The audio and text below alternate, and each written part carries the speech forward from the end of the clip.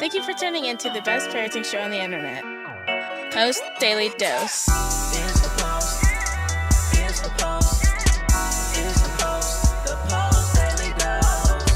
It's the Post.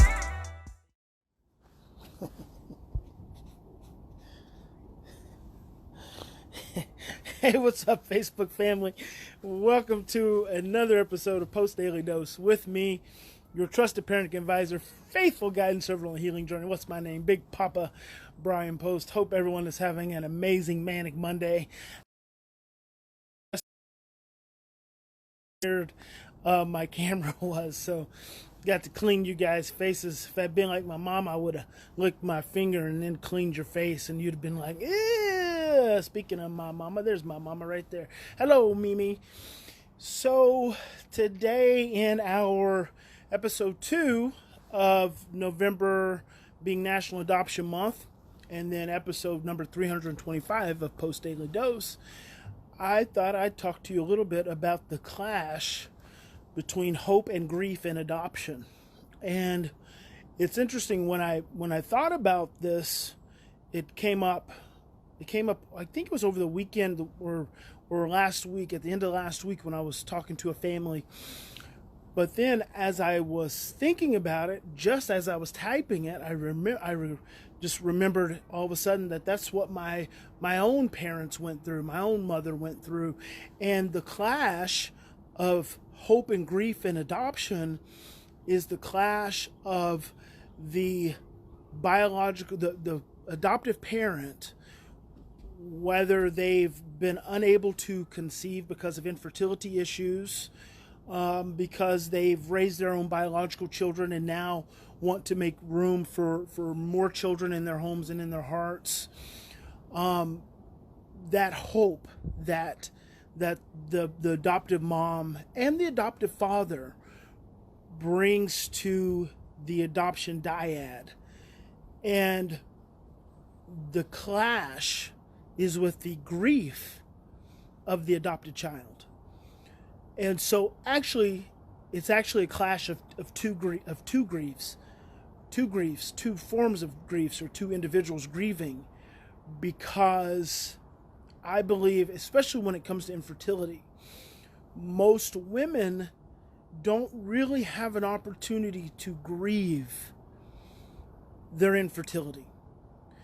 They really don't have an opportunity. They're not presented with the support, the understanding, the awareness that the inability to conceive one's own child has its own loss associated with it. So that's for sure number one.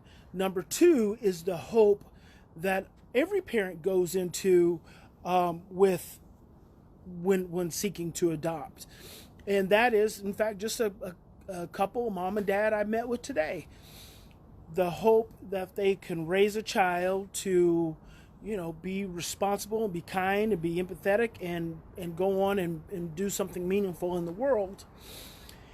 And it's those early experiences, it's that early time in the relationship between the adoptive parents and the adopted child where that clash occurs head on. And a lot of times you don't even know it, because just like the adoptive mom oftentimes doesn't have an opportunity to grieve their own infertility, or maybe even just grieve the loss of their biological children becoming adults and moving on, empty nest syndrome, what have you, almost 99% of the time, and I'm going to go so far as I'm going to say 99% of the time, because there is a 1% where parents are emotionally attuned enough to know that the infant, if it's infancy when the child is adopted, is actually grieving, going through a grief process, and can be supportive. But 99% of the time, even in the most loving, acknowledging home, rarely do we think about infant grief. And rarely do we think about it in association to the loss of the biological care figure. And I work with so many families that not only adopt infants, but they adopt infants who have been exposed to drugs. And so it's so interesting because initially, when you have a drug baby, a baby who's been exposed in utero, and you know they're going through withdrawals, it's like the parent is able to understand and engage that child, accept that child's tears and overwhelm. But that's not always the case if we think the child is just grieving the loss of the biological figure, the biological mother. But really the pain is much the same. It's the same withdrawal. It's the same cellular disruption. It's the same chemical upset. And I really want to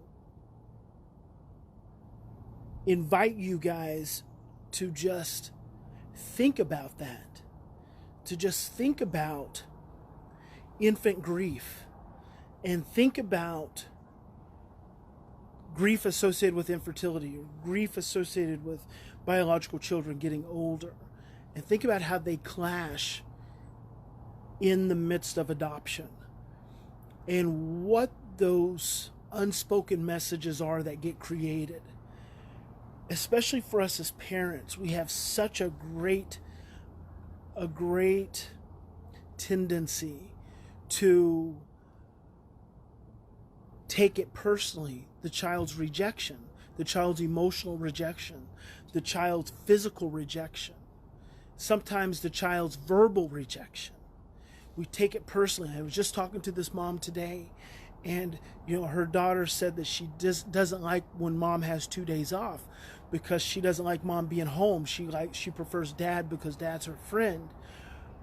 But everything they told me about this child's history, this child now being 16 years old, everything they've told me about this child's history indicates an early framework of rejection fear, an early insecurity around bonding, an early deep imprint for a fear of not being good enough.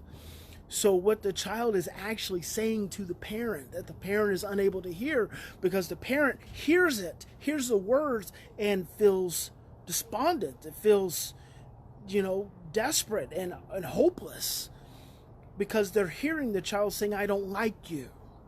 But what the child is actually saying is, when you are present, I feel so scared. I feel so scared that I'm not going to be good enough. I feel so scared that you're not going to want me. I feel so scared that things are not going to, I'm not going to be able to be the child you want me to be. And so the unspoken experience that occurs from those surface interactions creates so much tension, because it creates so much sadness, because it's all a reflection of grief. It's all stemming from grief. And so as we think about adoption this month, I want you to think about how being an adoptive parent and being hopeful and having this fantasy of how amazing and beautiful and fun everything's going to be. I know my mom always talked about wanting the frilly dresses for my sister. And my sister didn't want to be in frilly dresses. And how challenging that was to have to go through that loss of wanting a daughter who was envisioned to be a certain way, but then in reality wasn't that way. So I want you guys to really think about that this month, about your own adopted children. As an adopted parent, what were your dreams and what were your fantasies and hopes prior to meeting your child? And then what's the conflict? What has been the conflict and potential letdown since you've had your child?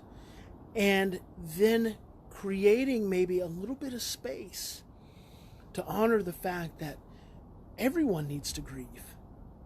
Everyone needs to grieve. Maybe you need to grieve, and maybe your child needs to grieve too. And it's never too late. See, it's never too late to open up those emotional experiences and have those feelings. So I hope that's insightful for you guys.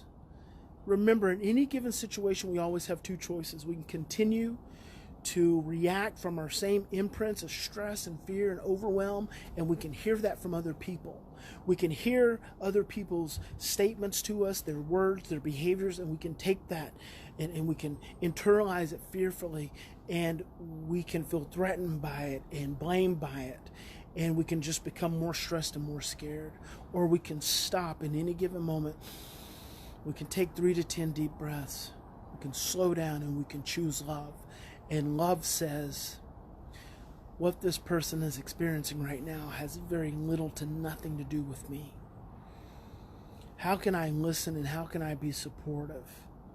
And when I hear these harsh words, how can I just look back at them with empathy in my heart, openness in my heart, and say, I love you. And I'm sorry you feel that way. But I love you. Big Papa loves you. God bless each and every one of you. Vaya con Dios, mi amigos y amigas. See you tomorrow.